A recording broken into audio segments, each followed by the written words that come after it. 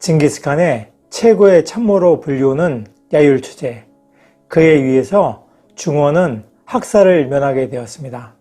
강력하게 저항하였던 금나라의 수도 변경이 함락되고 나서 마침내 몽고는 중원 지역을 장악하게 되었습니다. 그러자 몽고의 장수들은 끝까지 저항했던 중원 지방의 백성들을 모두 죽이고 그곳을 초원으로 만들어서 짐승들을 놓아 기르자고 주장하였습니다.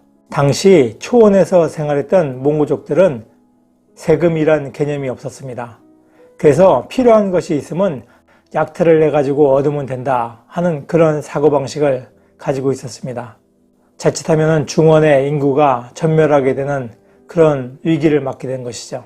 이때 야유열 초제는 중원 백성들의 강력한 저항에 대해서 몹시 화가 나 있었던 오고타이 칸에게 백성들을 죽여서 그곳을 초원으로 만들지 말고 중원 백성들에게 세금을 걷는 것이 유리하다 하고 진언을 했습니다. 반신반의하고 있었던 오고타이 칸은 나중에 세금으로 막대한 금은보화가 쌓이고 농산물이 쌓이게 되니까 무척 놀라고 크게 기뻐했습니다. 만약에 야유열 초제가 단순한 인정에 기대어서 칸을 설득하고자 하였다면 아마도 분노한 칸은 설득되지 않고 유럽에서처럼 대규모로 중원 백성들을 학살하고 그것을 진짜 초원으로 만들었을지도 모릅니다. 하지만 야유열 초제는 단순한 인정이 아니라 그들의 이익을 강조하는 그런 설득법을 썼습니다.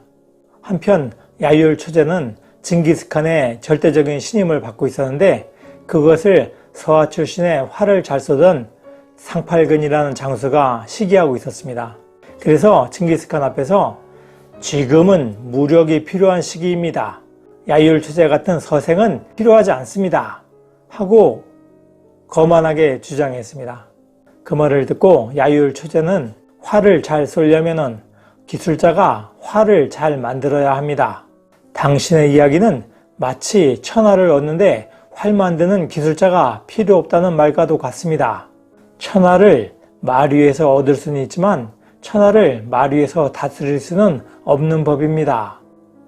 그 말을 듣고 상팔근은 할 말을 잃어버렸습니다.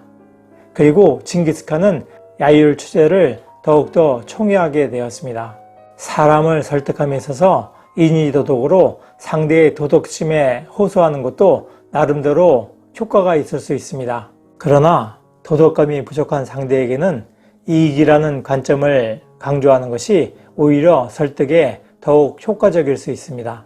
한편 활이 있어야 활을 잘 쏘는 사람도 존재합니다. 직접 전투를 하는 사람만 필요하고 활을 만드는 사람이 필요 없다고 여긴다면 그것은 단견이라고 할 것입니다.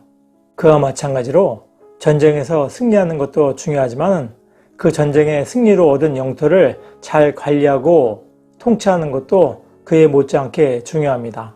야유열 초제가 지혜로운 언변으로 중원 사람들의 학살을 막고 무력만을 앞세우던 장수를 설득한 것을 보면은 그가 어째서 징기스칸의 최고의 참모로 불렸는가 하는 것을 잘 설명해 준다고 할 것입니다. 노력하는 여러분의 동반자, 동반TV입니다. 감사합니다.